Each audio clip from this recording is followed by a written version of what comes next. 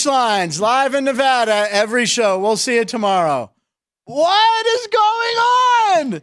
Oh my God, ladies, it's National Backwards Day. What? Look, the graphics. National Backwards Day. There's me reading this graphic. Hurts my...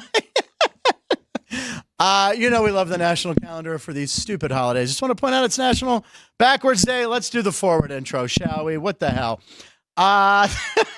Welcome to the show, guys. I'm Frank Nicotero, longtime comedian, lifelong sports fan. We got a big show for you guys today because it's a Welter White Wednesday. What the hell is that? Do you mean to say what? It's because we have Dr. Jen Welter. She's the first female coach ever in NFL history. She was an intern with the Arizona Cardinals. She's going to be via the video very soon. And of course, it's a Wednesday. So it's A&W. It's sports betting analyst Alex White is here. Thank you. I'm really looking forward to having her on your show. I think it's cool. I'm glad she's here on a Wednesday when you're here. And a friend of mine, Deb, got the contact information and sent it. So I think it's going to be a great interview. And she's going to talk football. And she's got some stuff going on here in Vegas for the Super Bowl week. And it's going to be great. And what do you have coming up later for us? Well, I have a couple college basketball plays that I love. And then also you mentioned that we were short on graphics, so we surprised you and made a graphic for the 1979 champions. You guys did not. Well, oh my God, there it is. City of Champions there. Yes, it's our 79th episode, everybody. And yes, that is a great year for me because the Pittsburgh Pirates and the Pittsburgh Steelers both won the Super Bowl. What is that little flag? This is all surprises to me. Props. I went to Jerry. I was thinking Carrot Top. Jerry's getting the board already. Jerry, I had nothing to do with this. Oh, look at that. You're wearing black and gold. Yes. We need a picture of that. Jerry, for social media later, we got to get a picture of Alex wrapped in her black and gold. He's getting the grease pen. Yes, 1979 was a great year in Pittsburgh. The Steelers and the Pirates both were champions. Already three? It's backwards day. I'm allowed to say it as many times. How do you say that backwards? I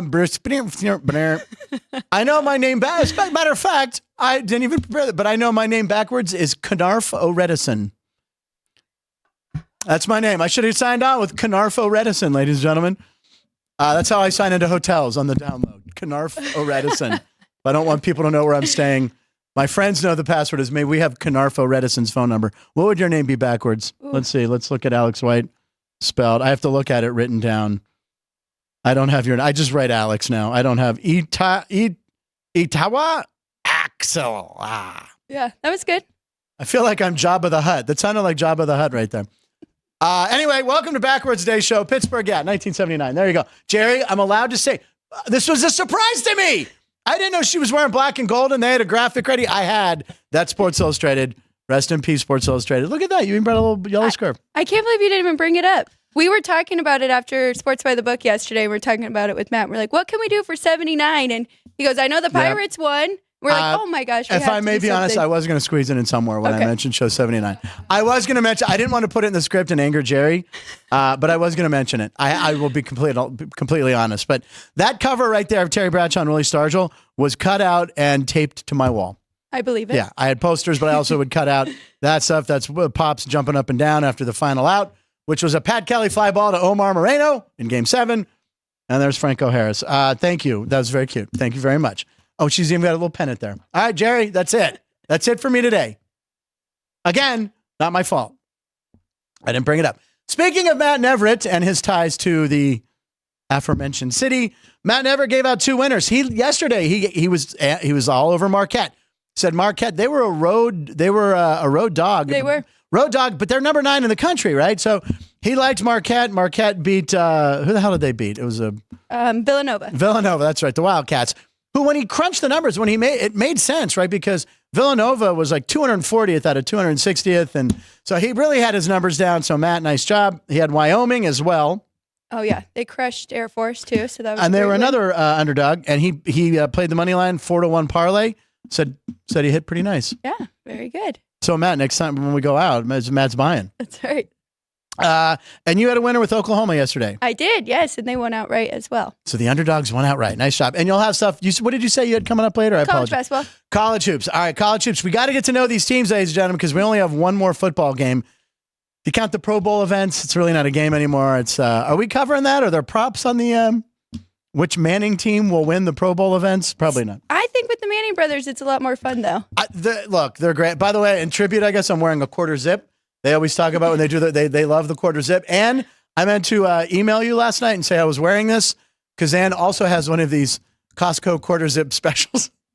By the way, it's the most comfortable shirt I own. I put it on this morning right out of the shower and it was out, and I went, oh, why don't I wear this more? So anyway. There you go. So it's backwards day. Anyway, you know what you're supposed to do? You're supposed to go out the back door, have dinner for breakfast and breakfast for dinner, which I love doing. Instead of becoming unglued when you're upset, get glued, add coffee to your milk, add ice cream to your chocolate, say goodbye instead of hello. Twiddle your pinkies, not your thumbs. That's a weird one. Write your name backwards, which we already covered, and play a record backwards. But if you play a record backwards, what's going to happen, Ann? Do you have something? Okay, hold on. No, this is my favorite joke of all time. Okay, go. What do you get when you play a country song backwards? Go ahead. You get your dog back, you get your car back, you get your house back. You get your job back. When we grew up, backmasking was a big thing. There was hidden messages and records played backwards. The Beatles, I Buried Paul, and Number 9. Number 9, Jerry knows. He's our musician here on the show. Ozzy Osbourne supposedly put a lot of satanic messages. No satanic messages. It's all pleasant stuff here. We're very angelic, Alex and I. So welcome to the show, ladies and gentlemen. Dr. Jen Welter will be along in about 10 minutes. She has a fascinating story. Thanks again to Deb Wickes for getting her on the show. It's going to be great. So we appreciate you guys watching. I don't have my live comments set up. All I see is the Billy Joel song that's coming out tomorrow at 4 a.m. I don't know if anyone's a Billy Joel fan, but he hasn't released a new song in 30 years that he's written. His last song he wrote was called Famous Last Words, said he's done. No musician has ever done that. Walked away at their peak, said he's done. Not like Springsteen or McCartney. All these guys keep writing songs. He got the itch, so he wrote a new song. I've been talking about it on Facebook, and it comes out at 4 a.m. So okay. Should I get up at 4 a.m. and listen to it? Yes, you should. It's called Someone Turn the Lights. I'm very excited. Diehard Billy Joel fan who's playing November 9th with Sting here at the Allegiant Center, so maybe I'll go. Anyway, we appreciate you guys in the live chat room. I'll get to that in a second. But why don't we go ahead and do some posts with punchlines, where we comb social media to find fresh posts and write punchlines, hopefully. We're going to get a graphic on that soon, right? It's going to be awesome. I was thinking like social media and like a punch, like a boxing glove, like punches them. So go ahead. We'll wait. Make that. Takes a little longer. You know what? We have a very small crew here that does a lot. We're doing 3 shows here. So we appreciate Ann, Sean, Jerry, and Drew Dog. Drew Dog. All right. So here we go. I want to talk about the flag fan story. Now, do you know about this story? When they were building the Allegiant Stadium. I thought you were going there. Yeah. There was this guy who supposedly buried a Kansas City Chiefs flag underneath the stadium in concrete. I saw that. I was very concerned that it was real. Yes. But you have news. Well, for years, people thought it was real, right? Because there's a picture of this guy standing with a construction hat and standing by like some wet cement or something. I don't know if it was wet or dry. Vinny, was that cement wet or dry? You're asking an Italian guy about cement. That's all I can say. Vinny would know. Anyway, he was a lifelong Chiefs fan, and he was hired to help build this. So apparently what this guy said was he buried a Kansas City Chiefs flag, and it's in the stadium, and it will forever curse the Raiders from winning. And what is a great stat is the Chiefs are playing in a postseason game at Allegiant before the Raiders. Right. And they get to practice in their facility. Oh, my God. And the Niners get UNLV's facility. Oh, now on my way back to where I go by, that's near, and the Aces have their facility right there. Yes. And the Raiderettes one. By the way, you can't get too close to the window at the Raiderettes. They don't like that. If you get close and try to peek into the Raiderettes building like this, security will come. Not saying it was me. I'm just saying, don't press your face up against the Raiderettes. Anyway, that's going to be cool. So, yeah. So, anyway, it turns out some local news guys did some investigating. It was a hoax. Good. So, this guy right here, the other guy didn't want to be on TV because I think he fears for his life. So, he had his buddy be his spokesperson. And he said, I'm not going to believe you if it's a hoax until you show me the actual flag that you were holding. So, the guy still had the flag, whether or not that's not the only flag like that in the world. Right. But there you go. So, there's the flag. He produced the flag in 2024. So it is a hoax. So Raider fans, relax. It's a hoax. And maybe the Chiefs lose. Maybe now the Raiders put a hex on the Chiefs and the Niners win. Maybe it's like the terrible towel, and it's like. Well, I didn't want to say it, Jerry. She brought up the terrible towel, but anyway, the teams that did bad things with the terrible towel all lost. I know. Buffalo, even the Ravens, Jacksonville, Ravens. You mess with the towel, get the horns. I don't know what that means. Okay, let's move on. Speaking of the Las Vegas Super Bowl, which is going to take place 6 miles down the road. Oh, by the way, I was in the mail center. I know the address here at South Point is 9777 South Point or Las Vegas Boulevard. The Super Bowl address is 3333 Al Davis Way.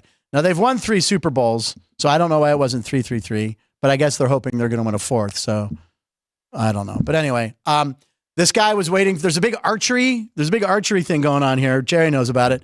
And all their shipments of all their archery equipment was delivered to 977 Las Vegas Boulevard, which is 30 miles that way. Right. So they didn't get it. So he's talking to the Russian truck driver like 9777. And the guy's like, right, 9770. No. 997. I hear him on the phone. So, and he's like, why can't the guy just Google South Point? So anyway, the archery, if you're going to the archery thing, which is here at South Point, the gear is on its way from 30 miles down the road. They'll hit the bullseye next time on the address. But the guy's face, and I got all these boxes. He's like, oh my God, all the equipment is 30 miles away at 977 Las Vegas Boulevard. So anyway. Do you know when that starts? I think this weekend, right, Jerry? It starts today. So I think today is registration because I know we were yeah, right. We looked at the calendar. It's registration. There's no arrows being shot today, but have you ever done archery? I have not. It was something in high school that was part of, we had to have archery. And we were in the base, it was like in a covered building in the winter, and it was freezing. And we're like, and the guy's like, keep it straight. We're like, it's 20 degrees in here. Boing. So I got an A in archery though, but it was pretty good. Very good. I remember Hunger Games kind of yes, ignited and more people wanted to try. Yeah. Right, exactly. It's fun. Actually, archery's fun. And Gina Davis, the actress Gina Davis, after she won an Oscar, she didn't want to work too much. She took up archery, okay, and I think she almost made the Olympic team or did make the Olympic team. She was like first alternate. So that means to tell me it's either really easy or there's not a lot of people doing it. If like a Hollywood actress is like, you know what, I want to be in the Olympics. And she almost was. I don't think she made it. But anyway, talking about the stadium down the street, the most expensive tickets of all time. Have you seen what the average price is for a ticket? I have. $9,800. It's pretty crazy. $10,000 to go to the game. I'm going to have a video tomorrow that we're going to use on the show that shows the Win Club at the Allegiant. It does a little tour and shows you the prices. The box that's out, it's $1 million. Gosh. $1 million, and it can seat 30. I'm like, oh, well, it seats 30. In that case. Let me get my credit card. Do you take Discover? So it's $30,000 a seat for the $1 million. We'll show you tomorrow what that looks like. But anyway, most expensive tickets according to TickPick. That's 70% more expensive than last year's big game. And what do you attribute that to? It's Vegas. Right. Everyone wants to come. I don't care if it was Jacksonville versus Arizona. I still think the tickets would be super high. Yeah. Maybe not this high. Maybe not this high. Of course, we have Patrick Mahomes. We got Travis Kelce. I don't know how many Taylor Swift people are buying these tickets, thinking she's going to show up. I mean, Taylor Swift's tickets are the most expensive for an artist, right? So it kind of makes sense. This might be a break for Taylor Swift. She'll be there, she'll be in a box. I saw someone on TV talking about that, Usher's the halftime show and that Taylor Swift should participate in the halftime show. It's not going to happen. First of all, do you know the prep that they've already put in for these halftime shows? Like, I mean, they've been practicing this for like months, right? Choreography and putting together a big number like that. They can't just be like, oh yeah, let's have Taylor jump in and sing a song.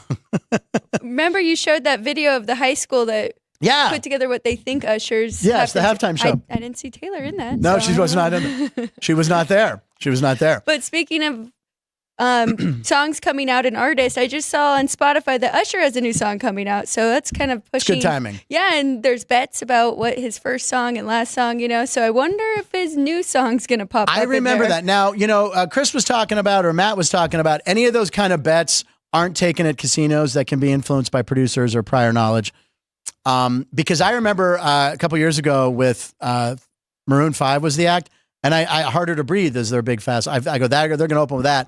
Had I been able to bet it, I would have, but I can't. But remember too, because I saw Reba McEntire's the length of the national anthem. Yes, it's already kind of been taken off a lot of even offshores. So that's interesting to me. But I remember that from when I was young. I remember my dad timing the national anthem to see if he got that correct, if it was over or under that. Well, and sometimes the national anthem's pre-recorded, right? So they're lip syncing. Like Whitney Houston had that famous one during Desert Storm, but it was pre-recorded. Oh, excuse me. Sorry. Sorry, it's a breakfast sandwich. Anyway, but yeah, so you can't bet on that. But we have props. By the way, the prop sheet's out. We got a prop sheet here at the South Point, ladies and gentlemen. Chris has put this out right now. The game is at -2. San Francisco's up to 2 again. Yep. But the money line, the Chiefs are plus 130 to win, I think he said on his way out. The Chiefs are plus 120. Plus 120, sorry. Yes. Plus 120. Line there. So it opened Niners minus 130, Chiefs plus even money, right? Okay. And now it opened plus 110. They are now plus 120. Is that what you said? Yeah, I don't know. I think so. I thought you said plus 130. Okay. Do we have Dr. Jen? Do we? Is she in yet? Okay. Should I confirm with her? Yeah. Well, that's at this point. I thought I did. All right. We got one more post we wanted to hit, right? Yes. Speaking of Taylor. It's backwards day, ladies and gentlemen. So I'm not. Taylor Swift math. Oh, yeah. Okay, so the Holderman family, Bob Dell, if you're watching, you know about them. They've been doing these crazy videos, and you know I love math. You know I love to break down numbers. So they did a video about Taylor Swift and the number 13. We all know Taylor Swift's number is 13. So here's the Holderman video. Watch this. We will watch this with you. This is pretty funny. Super Bowl 58. 5 plus 8 equals 13. What? 13 is Taylor's favorite number. She is doing all of this. Yeah, well, she has been to a lot of games. Says she's been to 12 so far. Super Bowl will be number 13. Yeah, and on the other side, a crazy comeback by the 49ers. 49. 4 plus 9 equals 13. Right. Anyway, the Niners are a good team. They're a 1 seed. What are the Chiefs? A 3 seed. 1 seed, 3 seed, 13. Okay, but isn't she going to be in Japan for the Super Bowl on like February 11th? 2, 11. Well, that's the day. 2 plus 11 is 13. Okay, but she can't possibly get there in time for the game. A nonstop flight from Tokyo to Vegas. Oh, I think I know where this is going. 13 hours. Okay, fine. I guess she could make it, but it's not 100%. 100. Oh, boy. 100 minus 13 is 87, which is Taylor's boyfriend's jersey number. Okay, but not everything is 13 related, right? Like, this game will be Travis Kelce's 22nd playoff game. Oh, no, I immediately regret saying I don't know about you. Yep. I'm feeling 22. Very cute. And that, you know, I love my numbers and I love my math. Very clever bit. It is his 13th, her 13th game. It's his 22nd playoff game. So I don't know. Taylor It's on 211. That one, I didn't put that together. Yeah, that's good. And Bob and I, we love them. Ryan McCormick, ladies and gentlemen, is not here producing the show today. Usually by now we would have checked in with Ryan. Forgot to mention that him and his girl Tiffany had a baby. Tiffany with an I, by the way. And Aubrey Brienne McCormick was born on Sunday. I think it was 16 pounds. Oh my God! Call Guinness Book. Congratulations, you guys are now world records. Ryan is watching the show. That's why I brought that up. He said, "What's up, everybody?" Now wait a second, Joey B. If Frank knows more than 2 Usher songs, he wins a free refill on his drink. I know 2. Okay, yeah. And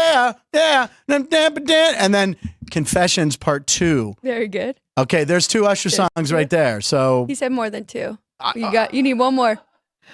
but close to me like my mother. Is that no? That's not him. Oh God, Usher. Get on the dance floor, dance. I'm Usher. Can I take you to your seat? Yeah. Where's another Usher song? Can Burn? you Burn? Oh, gotta make it. That's what I'm saying. Close to me like my mother. Is that song? No. My father. That's something different. No, yeah, that's Burn.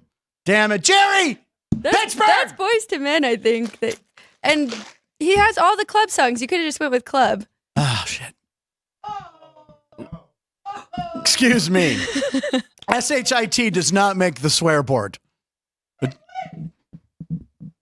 It's only FUCK.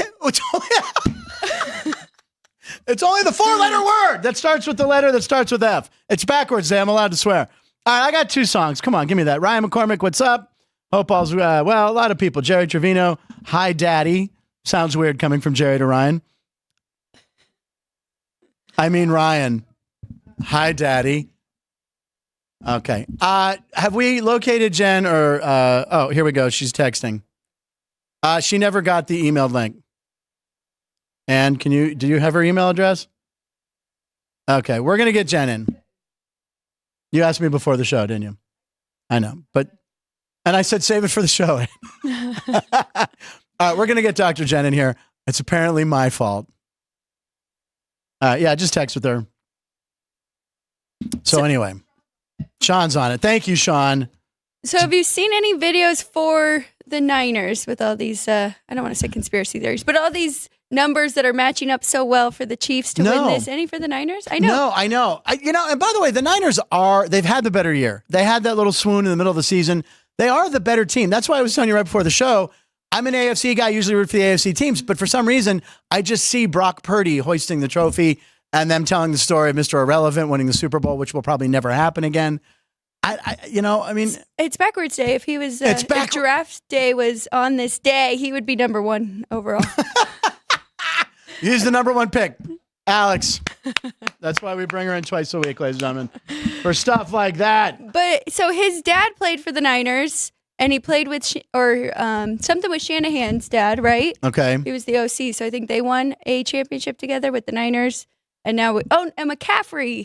Ed McCaffrey, yeah. Ed McCaffrey was a badass wide receiver for the Denver Broncos. Yes. And great. I remember when I first started playing fantasy football, I had him, and he scored a lot of touchdowns. Very good. And then he went to the Niners for a little bit, right? Yeah, I think he did. Yeah, that's what. Yeah. Okay. So Christian McCaffrey, by the way, is gonna. I want to know. I can't wait to see what the props are on McCaffrey. Yes. When they come out now this Friday. So in a couple days, Chris will probably have all those props up here, which are the crazy ones that I love. He's gonna have 200 or 300 props coming up. There's already what do we have here already? NFL champion props. There are some. Yes. So first touchdown of the game, McCaffrey is plus 180. Debo Samuel plus 375. Those are your two two Niner highest ones. I like that. And then Travis Kelce, I figured you knew he'd be top. Plus 275 for Kelce to score the first one. Where is Mahomes? Mahomes is 10-1 as the first touchdown. You could see like a bootleg or something. Or, I kind of like the Mahomes one. And then I always love this, and I know Chris has to put it on there. No touchdown scored in the game, 40-1. That's called a donation right there, literally. You're literally throwing. There will be many touchdowns in this game. Yes. I think that should be a little bit higher. So, yeah, it actually should be. Chris, I'm going to change. Chris is I'm not allowed to change lines. But there's a lot of interesting props. So you might want to make sure you come down to the South Point. By the way, we're going to have a huge party here. The showroom's going to be packed. I'm going to be down here. The plan is I'm going to be hitting quite a few parties around town during the Super Bowl pregame. And you're like, Frank, how are you going to get around town? My Vespa. My Vespa comes in handy. It's going to like me. I'll be getting around town. We're going to do a lot of live hits. So we're going to be doing stuff Super Bowl Sunday. Obviously, once the game starts, no one's going to be watching us, right? We're not doing anything during the game. But before the game, leading up, instead of watching all those sad stories about players and in the past that they'll roll out on the 6-game pregame show, watch us. And we're going to have some cool stuff happening around town in Vegas. It should be pretty exciting. And myself and Jeff Parles and Alex, we're going to be hitting a lot of the events coming up. So we have a lot of stuff planned for NFL fan experience, all that stuff next week here in Vegas. So let's see here. Those are for each team. Yeah. As Chris was pointing out, those first touchdowns. McCaffrey's plus 180. Oh, those are for each team. Thank you, Chris Andrews, for clarifying. Okay. So Kansas City could score first. This is all about 49ers first. Who scores the first 49ers? 49ers touchdown. Thank you for clarification, Chris, which I usually don't have my phone here. But Jen Welter is, she's saying, okay, cool. We got Jen coming, right? No, do we? Okay. Let me just take a little time out here. Alex, talk about what you had for breakfast. Well, it's backwards day, so of course I had dinner for breakfast today. Had some fish, did all that. There's okay. What are you having for dinner tonight? Scrambled eggs and bacon. Excellent job, Alex White. All right, shall we throw to our guest here? Let me go ahead and get the intro down. This is not yet. Okay. This is called vamping, ladies and gentlemen. Oh, I clarified it. I'm getting yelled at by my boss. I just clarified on your walk over. You probably didn't. I did clarify it. So I was just yelled at by Chris, being reprimanded Yes. So by Dad here. Yes. first overall touchdown of the game. We have that option, and then you could also bet on who's going to score for their teams first.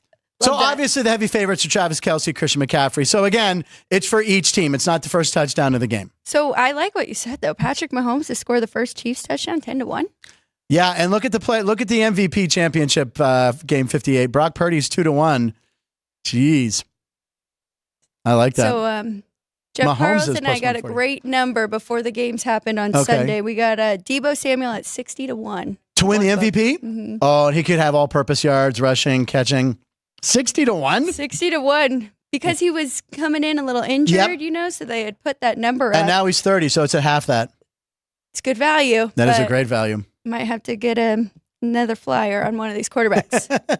Yeah, we're going to look, there's going to be a lot of prop talk. We can't wait for the prop sheets to come out. They will be over there behind me in the South Point Sportsbook. We will have those sheets coming out on Friday. We're going to do a lot of props. And then you're back on Monday. We're going to be prop heavy Monday. Yes, we are. Prop heavy Monday. It's weird not having football. This is the first time we've been doing show all week, or since we started the show. This is episode 79, and we have not had more. We only have one game to talk about, Right. which is cool. And the fact that it's down the street is even more special. So our guest coming up, ladies and gentlemen, my friend Deb hooked her up with my information. We're very excited to have her on. And should I do the intro, Ann? Are we ready? Okay, we're going to get the shot right. Coming up tomorrow on the show, I know someone was asking, it's probably Tommy, if Kevin, we're going to have Kevin on next week. Kevin's going to look at all the props. So we'll have Kevin Belenkoff on next Friday. This Friday, we'll have Chris Andrews, once the prop sheets come out, talking about the prop sheets. Also have a comedian coming in who's playing Kimmel this week. So it's going to be good. And I have confirmation, the Phil Collins tribute show that's here at the South Point this weekend, Still Collins, the lead singer who plays Phil Collins, he'll be coming in the top of the show. Last week, we had the Sinatra guy. So Friday's a packed show, Phil Collins guy, Chris Andrews, and a comedian. And then tomorrow, Jeff Parles and Chuck Esposito. No, we're doing Chuck Esposito tomorrow. Very good. Yeah, Colucci will be on next week in studio, I think even maybe with you. So I'm not sure. Cool. But anyway, we're going to talk to our guests real soon. Let's talk some live comments real quick. This whole daddy thing is a little disturbing. Top 5 Usher song. I go, yeah. Is Frank Murgy in the... So if Frank Murgy was in the room, Frank Murgy almost got into a fist fight with Usher. He was at a party. He was at a party in Los Angeles. Usher had a cast on too. He had injured his arm. So Frank Murgy went over and sat in a chair that Usher had been sitting in, and he was talking with this girl. And Usher came back and goes, "Hey man, you're in my seat." And my friend, who had a few drinks in him, was like, "I don't see your name on this seat," to Usher. And Usher gave him a look, and so my friend almost got into a fight with Usher. Oh my gosh. Frank Murgy, are you watching? He'll tell you that story. You almost got Ann and Alex with the zingers today. All right, let's bring in our special guest. I got to put my headphones on. She is Dr. Jennifer Welter. She's an American football coach. She was a defensive coaching intern for the National Football League's Arizona Cardinals during their training camp in 2015, which made her the first female coaching intern in the NFL. And she's got a special event coming up here in Vegas next week involving girls and flag football. Ladies and gentlemen, it's Jen Welter. Jen, welcome to the show. Hey, thanks for having me. Jen, Great to be here. I have to say right now, your hair looks amazing. You might have the best hair we've ever had. Look at it. It's amazing. And you keep it to I don't know about that. I did the crazy girl trick where we keep it up in a bun and then you let it down and it's either great or it's terrible. So I'm glad that we landed on the side of great. Alex is nodding like she knows what you're talking about. I have no idea. Yes, she knows. Absolutely. Yeah. Every girl does. Yes. Do you use dry shampoo? We leave it. By the way, I just discovered dry shampoo in the past 5 months, and that kind of works. That stuff works. It can, especially if you are a little oily at your roots. Yes, it can help you with that. So, Jen, listen, obviously, Deb Whitkus is a mutual friend of ours. We're going to have Deb on the show, hopefully, during Super Bowl week. So thank you for joining us. And again, what just jumps out on the page when we find out about you, and first thing Deb mentioned was your work with the Arizona Cardinals as an intern in 2015. What was that like? And that's a proud moment for you, becoming the first woman. Yeah, I think as somebody who played 15 years of women's tackle football and then was the first woman to play running back in men's pro football and also to coach in indoor football, to be able to step onto the sidelines of the NFL as a coach was something that was larger than life to me. I mean, we played, and as women, that was not a dream we could aspire to. So to be able to give girls something that they could look to and dream football just like the boys, I think is pretty outstanding. Yeah, it's amazing. And can you tell us about your playing career and those leagues that you played in? Because it's fascinating. Yeah, so I actually started up in Massachusetts being a collegiate rugby player. I played 2 years for the Mass Mutiny, which is now the Boston Renegades, one of the dynasty teams in women's football, and then moved to Dallas. Eventually played 10 years for the Dallas Diamonds.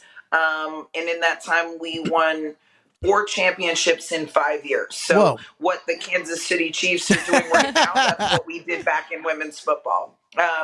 We were kind of bullies, and it's you walk differently. You have a different mindset if you're down in a game or that you're going to dominate with your winning. And you're seeing that with actually both franchises now with the Kansas City Chiefs and the 49ers, the way they compete through adversity. I mean, we knew that there was never a game we were out of. After playing with the Dallas Diamonds, I also had the opportunity to play on the first women's U.S. national team, the first and second, in 2010 and 2013. So I won 2 gold medals with Team USA. And then after the 2013 season, stepped into the first woman to play running back in men's pro football. So just a really impactful, both on and off the field football life, I would say. I took a lot of impact. I delivered a lot of impact, and I try to do the same to this day. It's absolutely amazing to hear this. And I can tell in the confidence in your voice. Everything I read, the men responded to you very well. How do you think it went in Arizona, and was it intimidating at all? I think the outside voices were really loud, and they always are, because people are from the outside looking in, and they'd never seen a woman in that role before. So the question was, would guys in the National Football League take coaching from a woman? And the honest truth is that most guys have been coached by women their whole lives. It might be different in football, but whether you had, your mom there telling you to do your homework or teaching you how to be a great man, or someone who coached you in a different way, I think being able to communicate differently is a strategic advantage. And for me, my PhD is in sports psychology, and I used to coach coaches on coach-athlete relationships and feedback. So to then step into that role, I was very clear in communication philosophy, and the guys responded very well. And I think, what I tell people all the time is it's not better or worse to have a male or a female. The authenticity is what reaches people, and it's always an advantage to have different voices in the room, because when it comes to different things, different days, different ways on different plays, people are going to need to hear things differently or from a different source at a different time. And for a woman in that scenario, there's not the inherent competition of like a guy and a former player where there is a little bit of a machismo. I mean, I'm never going to coach eye to eye, chest to chest the same way you are. Shoot, I'm a 5'2" woman, right? I'm eye to belly button. We don't have that same dynamic. And for some of them, I think what I heard was the fact that I really cared about them as people and looked at players holistically was something that was very special in that environment, particularly. So what was your job with the linebackers as the intern? What were you doing? Just explain to us what your tasks were, maybe in camp. Yep. So it's basically an inside linebackers coach. Bruce doesn't believe in the intern title particularly, because he said everybody's here to coach. Is that Bruce Arians you're talking about? You're talking about Bruce Arians? Absolutely, okay. Head Bruce coach. Arians. Okay. He Love made him. it very clear, like, he doesn't do those dynamics. He said the reason why we need more coaches in training camp is because we have more players. And you're here to coach. If anybody doesn't want to be here to coach, don't be here. And I had the really cool opportunity to coach with Larry Foote when he was in his first year coaching. So BA actually strategically put Larry Foote and I together so that we could have that room. And Larry Foote was great. He's like, it's you and me, Jen. And, so you're doing everything from helping to run drills to drawing up play cards.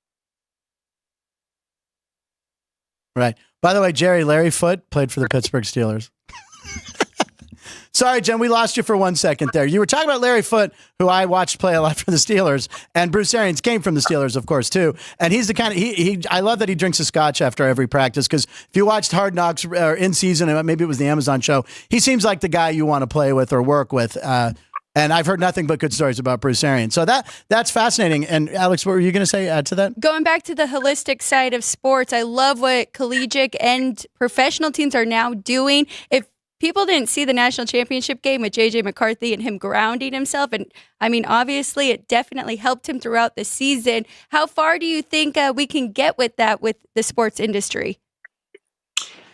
I think we're just now finally really having the conversations of players as people and looking at them, as humans, right? We've gone through the transition of the backlash of shut up and dribble, or, put your head down, or, just operationalizing people. So we're going to see more and more that the differences at the highest levels are not always physical, they're mental, right? Everybody who gets to that level can physically do it. Now, there are obviously some differences, but the difference between good, great, and exceptional are the mental attitudes. It's the ability to be present. It's the ability to play through distractions. It's the ability to do all of those things and do it on a consistent basis, right? There's always a lot of noise. And there's always a lot of chaos, but how can you take and direct yourself to be present in the middle of chaos and noise? And I think we're just now starting to have those conversations in football. That was a tremendous question, Alex. That's really interesting stuff, because I mean, just the pressure and the grind on these players is getting more intense. There is no off season anymore, right? I mean, back in the day, they went and got other jobs, or, got fat and then came to camp to work it off. Now everything, especially the mental aspect of football, is harder than ever. And that's something that you specialize in. It is. And, for me, the reason I got a PhD in sports psychology is when I was playing as a woman, there was no end game. There was no, I'm going to take the next step and go and coach in the NFL. So what I thought is that if I could get a PhD and put that with my playing experience, I would be a unique value proposition to the sport. And so having been able to do that and then coach as well, I think we're only going to get better on making sure that we're not only coaching in the way that players receive, but our communication is with that. And then we're looking at individual personality types as well. So it's definitely something that is newer to the equation and something that is very special. And again, I think we're going to see more and more of. Now, take us back to your playing days. What position did you play, and who did you look up to as a kid? And what started your love of football? And who were some of your favorite? You grew up. I know you went to BC, Boston College, right? And they won last night in hoops, by the way. If you weren't paying attention, I noticed that. But who were some of your heroes growing up, and how did you start playing football as a female? Well, I grew up in Vero Beach, Florida, where football is a way of life.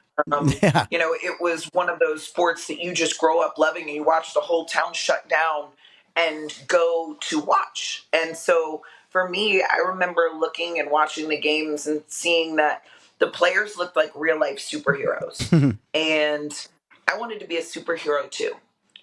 It was also the first place in the world that somebody told me there's a difference between what boys can do and what girls can do.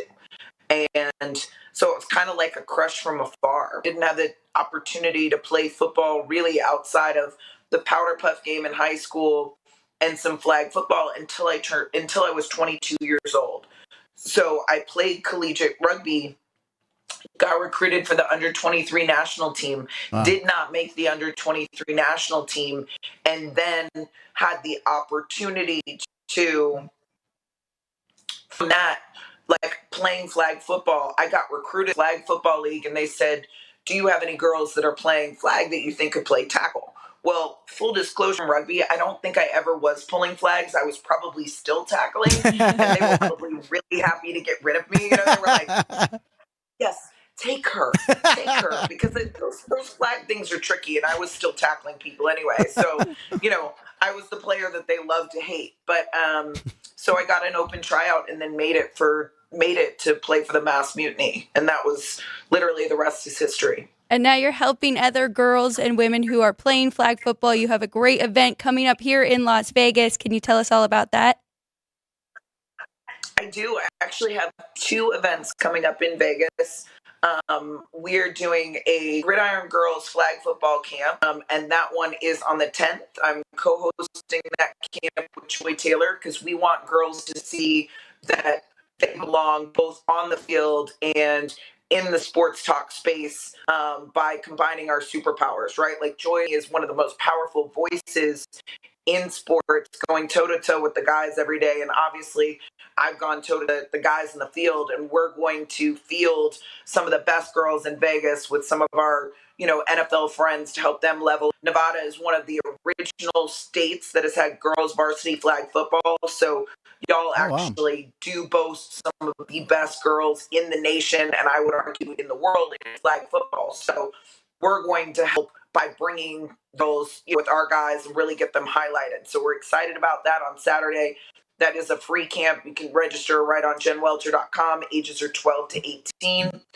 And then the other event, which obviously everybody should be at, all the ladies out here, if you have loved football, ever got to learn the game, right? You have that XOXO love from afar, but you want some of that drop my knowledge on game day swag, then you get to come for a day in life of an NFL player with me. And I will be your head coach for the day, teaching the game of football from playbook install, how to read a playbook, to, as I say, football is full contact chess. And we're going to teach you how the chess pieces fit together to make this game work. Women love strategy. And unfortunately, most of the women have not gotten the opportunity to learn through doing. So in this, we say it's the ultimate football fantasy experience for women of every fitness level. If you can imagine it, you can do it, and you're going to come out, get coached by me, legend. They're in Raiders territory. We've got punter Marquette King, who's a great friend of mine. We've got Amon Green, who's the all-time leading rusher for the Green Bay Packers. We've got 12-year NFL veteran Chris Draft. Then you have, obviously, myself, players like Lois Cook and Adrian Smith, who are 2 of the best in the women's game. And then we just have a day that surrounds the game of football. So, again, you can register for that on my website. But A Day in the Life is a truly special program. And cheat code for the guys. If your wife or your girlfriend has always liked football and you were game up so you guys can watch together on Sunday, I dare you to send her to A Day in the Life because she just might teach you a thing or two. Now, wait a second. Okay, now, wait a second. First of all, Amon Green. Amon Green, was he not a Boston College Golden Eagle? Did he go to Boston College, Amon Green? I thought. No, maybe. Okay, I'm wrong. Anyway, so where is that event at? Because we don't have a graphic on that one, and you were breaking up just a little. This sounds like a great event. Where is this event and when? It is Thursday the 8th. It's at Las Vegas Sports Park, and it is going to be a great event. The last time we did it, we had about 140 women at the Rose Bowl. Wow. And this is going to be the most empowering event at Super Bowl week. I can tell you that because, I think every woman should learn how to tackle, and Frank, if you want to learn, I get to teach you. So there's that. All right, last question. Niners or Chiefs, who you rooting for? Who do you think is going to win? Oh, I'm sorry, you're breaking up. Sure. Niners or Chiefs in the Super Bowl? Who do you like? Yeah. No, I'm with you. I don't like to pick. I have people that I like on both sides. I think it's different when you've been in the mix. I know some of the guys on the Chiefs, and I also, the 49ers, I'd love to see them win it. They were kind enough to let me come in and work with Johnny Holland and their linebackers, some in the off season. So, I have a real heart forward for them because, there's not a lot of teams that open their doors to women, but these are 2 of the best franchises in the National Football League. You're in and you're out, and we're going to have a heck of a game. Yeah. All right. That's very diplomatic. She doesn't want to pick a winner. And by the way, if I'm not mistaken, I saw a package before one of the championship games about Johnny Holland and what a tremendous guy he is, right? He's the one who's battling cancer, I believe. don't know that he's battling cancer right now. I could be linebackers coach, and if he is, then I could be wrong. if he is, then I need to him. But he is one of the best coaches in the game, and just an absolute tremendous guy. And there's a reason why their linebacking core is as good as it is, and he is one of those. So. All right, so 2 fantastic events coming up in Vegas here for Super Bowl week. We look forward to seeing you in Vegas. I know our friend Deb will be around, so maybe we'll all bump into each other somewhere. But you can go to her website and check out the information about the Gridiron, which I love the extra R's, and also that pro day. Yeah, thank you, Dr. Jen Welter. Thank you for being on the show. We're going to take a 2-minute break, and we'll be back with more punchlines. Thank you, Jen. Thank you so much. South Point offers all the types of entertainment you'd expect at a first-class Las Vegas resort. Did you know our 400-seat showroom is one of Las Vegas's top destinations for live entertainment? Enjoy live performances by classic Vegas entertainers, bands, and today's hottest comedians, plus a rock and dance floor. You can also enjoy live entertainment at the Grand View Lounge, where you'll feel all the vibes of old Las Vegas.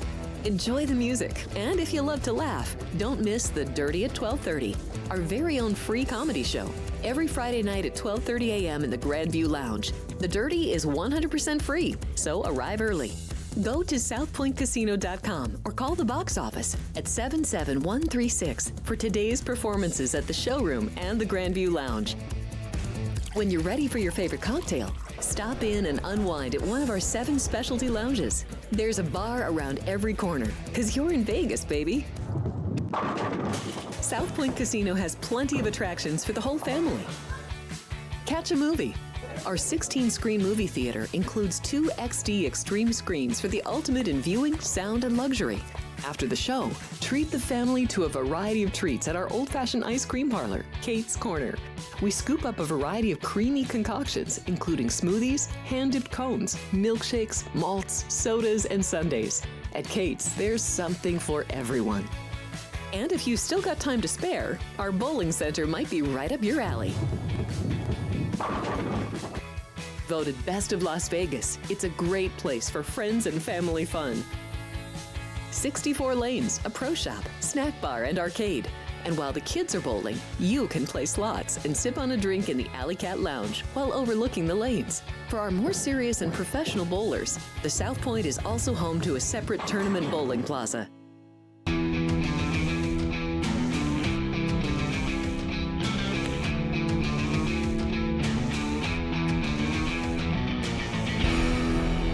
Hit him with the Hine. Yeah, Tommy, good idea. I would love to interview John Hine, who I think is from a city that I know about. Nope. Put the pen away, Jerry. Put it away. Radio Row, we're going to try to hit as many people as we can. We'll report back with some great video. Thank you to Dr. Jen Welter. She was great. Very informative, those 2 events. Obviously, we had some technical issues, so we appreciate you guys sticking with her and the interview. So, by the way, I mentioned Green Bay, and because Ryan wasn't here, he wasn't able to say sucks. So, Ryan, what's that? No, he just put Green Bay what? Question mark. Like I missed that cue for him. 7-on-7 in the Pro Bowl. Yes, Ryan. We're definitely gonna watch that. What is Sam Darnold MVP? Is Sam Darnold on this prop list? Because let's just say something happens to Brock Purdy and Sam Darnold comes in. 200 to 1. 200 to 1. It's worth throwing down $5 or $10. I saw someone else on social media say, "Hey, take a flyer on Sam Darnold." Wow. Why not? Not bad. I like that. Right, look at Ryan. Folks, you can take the producer out of the chair, but you can't take the chair out of the producer. That's all right. We miss you here, Ryan. You can take the producer out of the chair out of the producer. I don't know. Brian's still producing, ladies and gentlemen. And he produced a kid, too. Ba-boom! He's always producing something, baby. Breakfast all day. I agree. I could eat breakfast for dinner, just like Peter Griffin. And hey, Ryan McCormick, congrats on your baby. Thank you, Bob Dell. And we'll be hearing more from Bob Dell in the next couple of days. He did a new intro for us. Fam's doing great. Frank Murgy, thumbs up. I don't know if he mentioned, I don't know if he heard me mention his near fight with Usher. All right, so we have some college picks. She's wearing black and gold. I don't know. Oh, yeah, this is the 79th episode in 1979 City of Champions. So what do you have today? And it apparently gets back to the black and gold. It does. All right. So I am laying the points here with Pittsburgh. They are at home against Wake Forest. I got -1.5. They're about 3 points better than Wake Forest. They're at home, so then I think that's a very short price for this team. Pittsburgh 7-5 straight up, 5-6 against the spread at home, but they're great defensively. Held opponents to an average of 64.5 points at home this year. So yeah, and where they play at home they used to be like undefeated. They called it the Pittsburgh Zoo. The student section wears these zoo shirts. They go crazy the whole time. Not quite the Cameron Crazies, but close. And they did. Speaking of Cameron Crazies, they beat Duke on the road, who was number 7 at the time. So Pitt's got a good team. I feel like they're going to do last year. They clicked well. They got into the tournament. They won a game. So I like Pitt. I like that bet today. I will watch that game. I will bet that game. And of course, I have my Pitt future that I know you know about. It's the only future I have left since the Dolphins and Lions are eliminated. I still have my Pitt basketball future to win the national championship. $10 pays $2,000. Very good. We'll see. I have them about 4th in the ACC right now, so that's not too bad at all. And they surprised a lot of people last year and this year. They're going to come together. They're going to gel. Jeff Capel, former Duke great. He's going to get them going. So what else did you have? So here's a crazy under. Frank, I don't think you're going to love this one. No, wait, it's opposite day. It's backwards day. Wow, it is. I can bet an under. I will bet an under. And I'm sure there's people who are watching who do like unders as well. So Notre Dame at Virginia, it's a low total. It's 115.5. I love this under. These are two of the slowest paced teams in the country. Virginia, this is the second slowest. We all know that. But Notre Dame comes in at the 18th slowest of 362. The Fighting Irish are 15-5 to the under and 6-1 to the under on the road. Virginia 12-7 to the under and 7-3 at home. So it's not going to be the best game to watch, but Virginia games always so frustrating.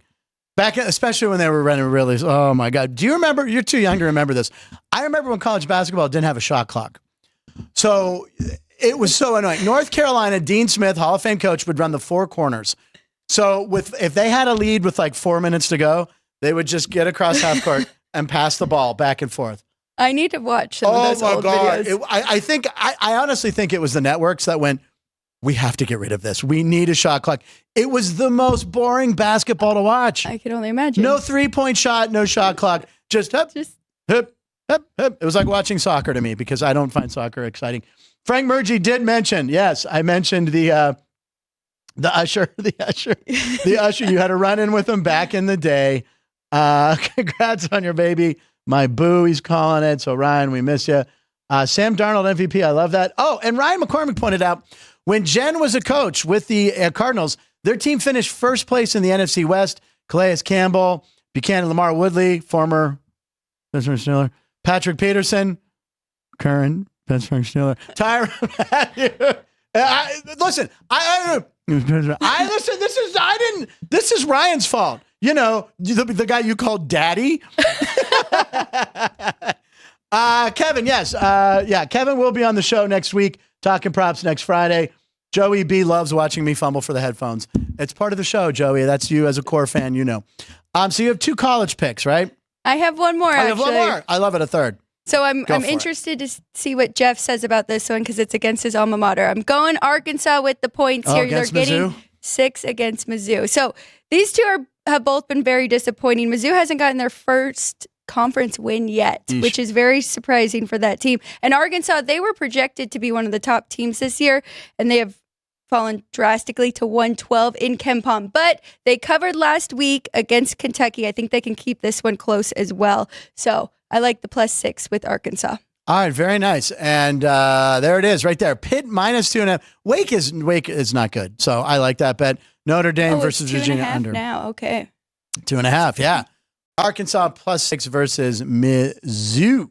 Yeah, so back to the props. Make sure you guys come down here now. We're gonna have Friday is the prop show. We're gonna have a ton of props. Chris will be here to discuss the props. But we'd like to know tomorrow what you guys think. Frankie Futures. Thank you, Joey B. Blaine Gabbert also 200-1. That is Mahomes' backup. If Mahomes goes down, there's no way Kansas City wins this game, and there's no way Blaine Gabbert wins it. That would be a donation. That would be a donation, as they tell me what half my bets are, and Matt Neverett constantly reminds me. But Sam Darnold, come on, high draft pick. Was he number 1 or 2 overall? Number top 3? So 200-1. How much do you think you'll put on that? On that, what would I put on that? Like throw 10 on there. $10? Throw $10 on there. Win a cool $2,000. Now, I don't want to root for Brock Purdy to be hurt. That would be terrible because he got hurt in the NFC Championship. You know, I mean, you don't want to see him get hurt. But, or maybe he's just cold. Maybe he just comes out. Starts off like 1 for 9, throws we a don't couple want that pay. There is a video I do want to send you so you can play it on, your new segment. Sure. But it's Nick Bosa. He's talking to him and he's like, "Can you believe how good you did?" And you can see on his face he still feels disrespected even from his team because he's like, "I just can't believe it." And he's like, "No one can." And then he's like, "Did you think you would be this good? Like I asked you this before." And he goes, "Man, I think I can do better." Unbelievable. So he's got that, you know. He's a story ready. you root for. By the way, if you've ever seen Brock, I can't wait to see what he. By the way, this has become a thing for all big NFL games. The walk-in, seeing what they're wearing. Right, Mahomes always looks fly. Always got cool stuff. Kelsey always wearing something cool. He came in all black in Baltimore, showing he meant business before he tosses Justin Tucker's helmet out of the way. They show Brock Purdy. He's dressed like your dad. He just, he just wears like jeans, like a pullover, like a North Face. He's like, "Hey, what's up? Let's play." Gotta love that guy. Yep. And also the reason he's wearing those clothes, that's all he can afford on his salary as a 7th round draft pick. But this guy's going to cash in. He's going to cash in 30 or 4 million. If he wins the Super Bowl, his kids, he's set. He's set. Mr. Irrelevant will be set. A couple birthdays before we go. Let's talk baseball real quick. We have to mention this guy. This was my favorite pitcher to watch when I was a kid. Happy 77th to Nolan Ryan. Unbelievable. Von Ryan's Express from Texas. Tyler, Texas, I believe. Hall of Fame inductee. 7 no-hitters. His 7th no-hitter, ladies and gentlemen, I watched on TV live at a bar in my hometown. Won't mention it.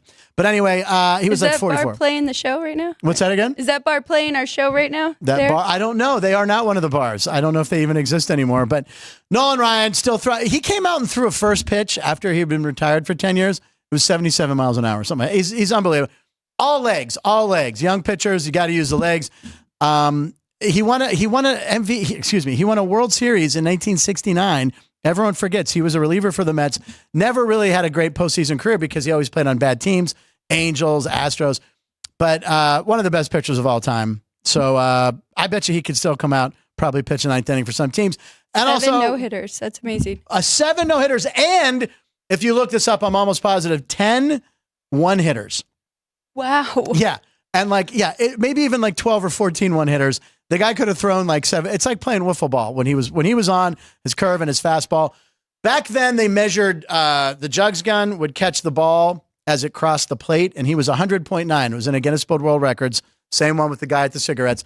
But that was they measured the speed when the ball crossed home plate. Now they measure it when it leaves the hand. Okay. So now that's why when he threw it 100, it was more impressive. So when it came out of his hand, they've actually tried to calculate it might have been like 106. Okay.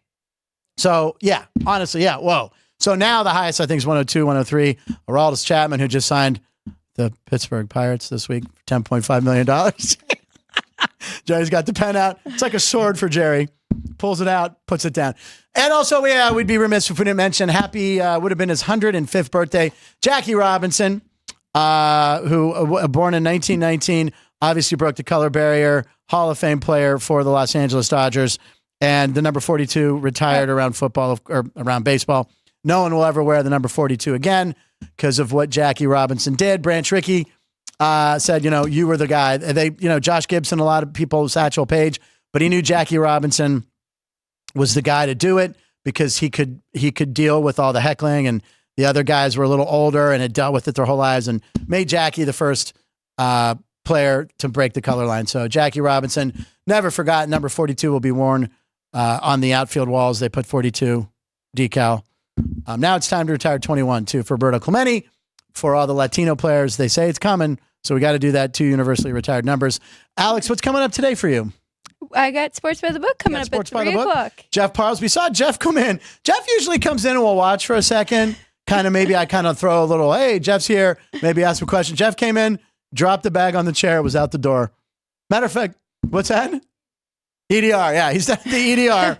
And I'll give you a little inside knowledge, folks. That is the Employment Discovery Room. Employment Dining Room. I didn't know what the D was. I don't know. I'm sorry. If I would have Ryan was helped you here, out. I know you were joking. I don't know. I couldn't think of what the D. That's the Employment Dining Room, which is downstairs, which it's backwards day. I'm having an off show because it's backwards day. That's because, I'm always on fire. Just a little off today. Apologize. Didn't get a lot of sleep. Anyway, thank you to Dr. Jen Welter. Alex, you'll be back on Monday. We're going to be prop heavy. You're going to give our out packet of props. a packet ready of to go. props. Yes. That is going to be Monday. And by the way, I love that. Remember, the first prop bet ever was Refrigerator Perry to score the first touchdown, or just to score a touchdown in the 85-86 Super Bowl for the Chicago Bears. He did score a touchdown.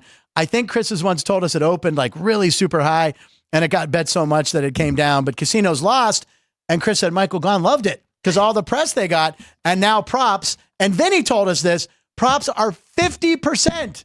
Yep. Vinny, 50% of action of the handle here at the Sportsbook. All right, ladies and gentlemen, thank you for watching the show. Live commenters, you did your thing. Thank you very much. Tomorrow, show number 80, we will have Chuck Esposito. I thought it was on the calendar. Because I'm going by your sacred calendar. I'm starting to input properly. And Jeff Parles will be here. You want your numbers, you want some picks. Jeff Parles here tomorrow. Make sure you watch in 2 hours. Alex White and Jeff Parles on Sports by the Book. Thank you again. Subscribers, we're way over 1,000. Let's get to 1,200. That's our next goal. And our views are way up. We really appreciate it. Couldn't do it without you guys. We'll see you tomorrow. It's Backwards Day. Live in Nevada every show. Pittsburgh.